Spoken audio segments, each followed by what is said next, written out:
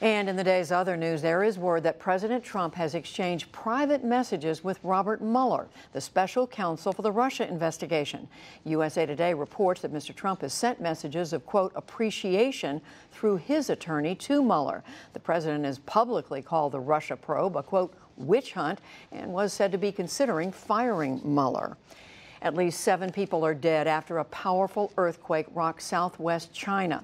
The quake struck near a national park in Sichuan province. More than 80 people were injured. Separately, further north, or farther south, I should say, rescue crews worked to find survivors of a landslide caused by heavy rains. At least 23 people were killed there. In South Africa, embattled President Jacob Zuma survived yet another vote of no confidence today. Zuma has been dogged by allegations of corruption and a sinking economy. He would have had to resign if the motion had succeeded. Members of Parliament voted in a secret ballot. Afterwards, Zuma celebrated with supporters. I've just come to say thank you to all of you. Those comrades who are in Parliament needed the support from the membership and supporters.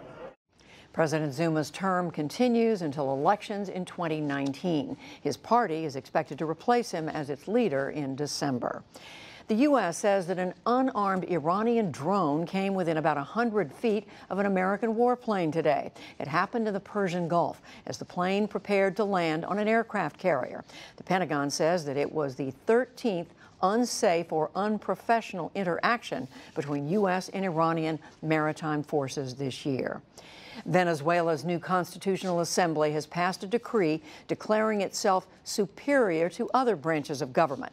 The order bars the opposition-controlled Congress and other agencies from taking actions that would interfere with the body's laws. Meanwhile, foreign ministers from 14 countries gathered in Peru to address the crisis. But Venezuela's foreign minister said they were just pawns of the U.S. Esa persecución contra Venezuela. Ese asedio permanente. That persecution of Venezuela, the constant siege, the constant attempt to topple the legitimately elected government, well, it's become common, but it has entered a much stronger phase. Now they meet in subgroups to provide the political groundwork to U.S. imperialism to keep pushing.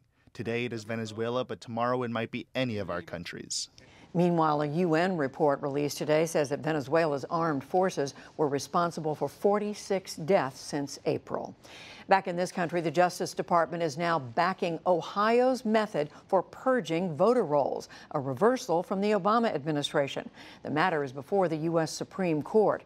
In a filing yesterday, the government said that Ohio's system for removing inactive voters is legal. But civil liberties groups say the process unfairly blocks eligible voters. Google has fired the engineer who wrote a memo criticizing the company's gender diversity program.